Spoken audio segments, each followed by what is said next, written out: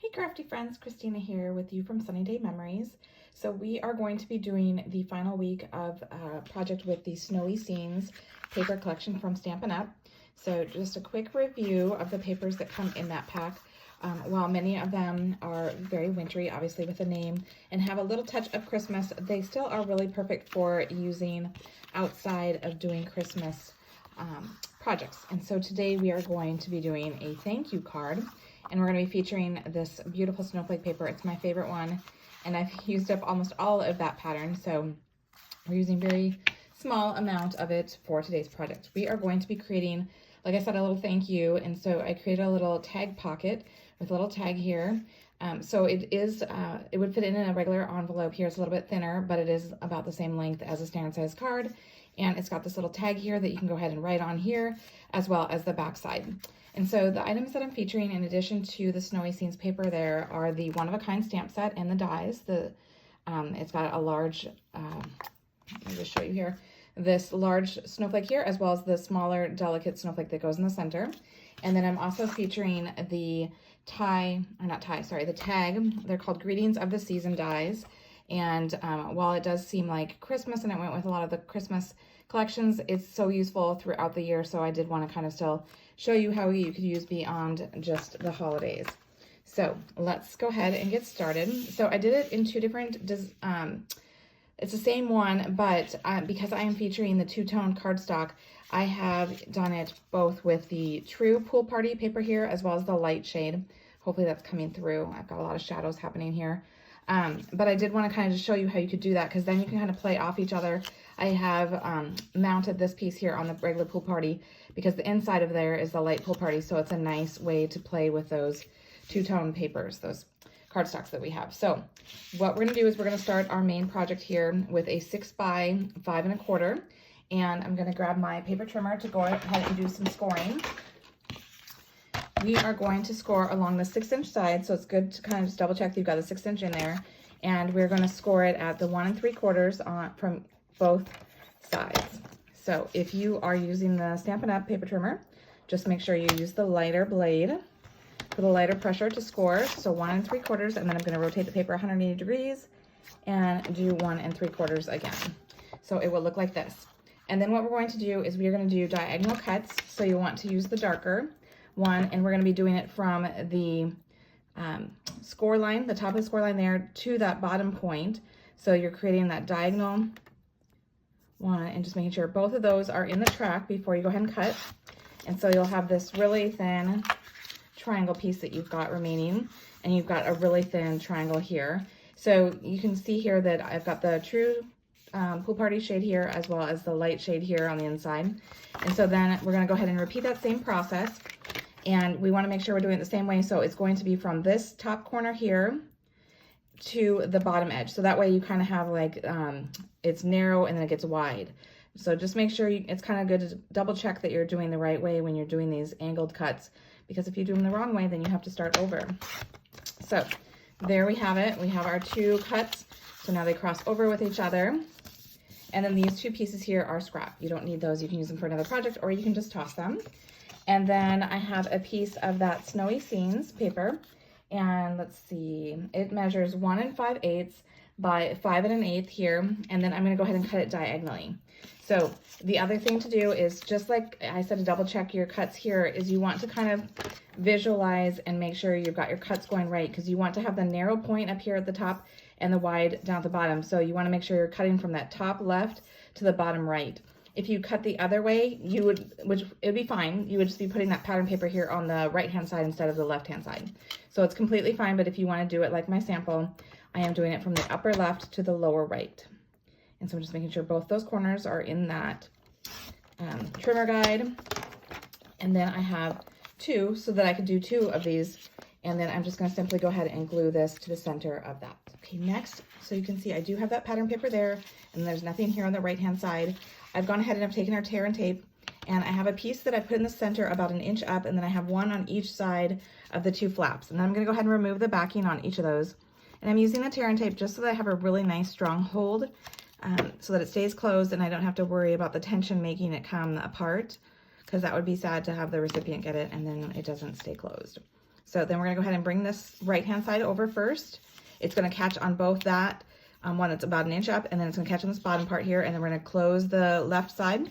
And so now that way we've done that one piece up here about 1 inch up, just so that way the tag doesn't go all the way down. It doesn't go too far, just because I did make it kind of longer, so it's a little bit more substantial. So if you want to put it in an envelope, it fits nicely.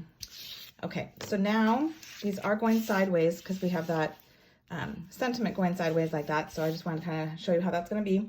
So then we have our die cut piece here in the basic white, and that's from that Season's Greetings die set. So the first thing that I did, actually, let me go ahead and stamp it before I start layering it. That was actually first. So I am using both the Garden Green and the Pool Party, and I'm gonna go ahead and stamp my sentiment, but I did wanna mention what I did with my sentiment. As you'll notice here on the case, the thank you for your kindness is all actually one strip, one word, but I cut it into two. I did a little stamp surgery so that I could have them stacked on each other. It also allows me to use just the thank you by itself. So if you've never done that before, what I'm not gonna actually cut this one, but I'll just show you what you do is these photopolymer stamps are really nice and bendy and flexible. So you can actually find a point where it's between words, and if you bend it back on itself, it will spread apart from the two words, and you can take your snips and slowly cut away so that way you can separate them. And so that's exactly what I've done on this one here. So you can go ahead and stack them next to each other again, and it will still be a long strip, or you can have it like I have here where it's stacked upon itself. Okay, so making sure that you've got your hole to the right, I'm gonna go ahead and start with my sentiment. Like I said, it's stacked on itself here. So it's got the two lines. So I'm gonna have that go up a little bit just so that I can go ahead and sign or write a little note below it. And then I'm gonna grab a Post-it note so that I can go ahead and go off the edge, because I'm also going to do second generation stamping with my snowflakes. If you look at the snowflakes here, it's a little bit lighter color than the first color that you're going to get with this Pool Party. Here, let me just show you. While this Post-it note's not white, you'll see that it is a little bit darker, because if I do it like that and then I do it again a second time, that second time is called second generation because it's a lighter version of that first one. And so that's what I'm going to actually do for my tag, just so it's not as bold. And I'm going to go ahead and place it on here so I can have it go off the edge. And so that's how I get kind of a lighter, softer look to that. And so now I'm going to go ahead and just glue that onto my Garden Green piece here. And let me get the measurement for you of my Garden Green. It measures, it's a 4 by 2 inches here. So we're gonna go ahead and glue this down so I don't knock everything over. Keep bumping things. So I centered it on here so there's a little border all the way around. And then I just simply took my snips, and starting at the point where that tag is, I went ahead and I freehand cut to the side. And then now that I've got that one done, I can go ahead and cut to that one. And while it's not perfect, it still follows that same shape of the tag, which is what I want. And so then I'm gonna go ahead and do the same thing with my piece of the Pool Party, which is just 1/4 inch more. So it's 2 1/4 tall here by 4 1/4 long. So I'm just gonna go ahead and glue this on here again, centering it, and then I'm gonna snip off those sides. All right, now that you have it layered and you're bringing in all those colors, you're gonna go ahead and you're going to take a hole punch and just follow that same spot where that hole was so that it goes through all 3 layers. So that way you can go ahead and pull through the ribbon.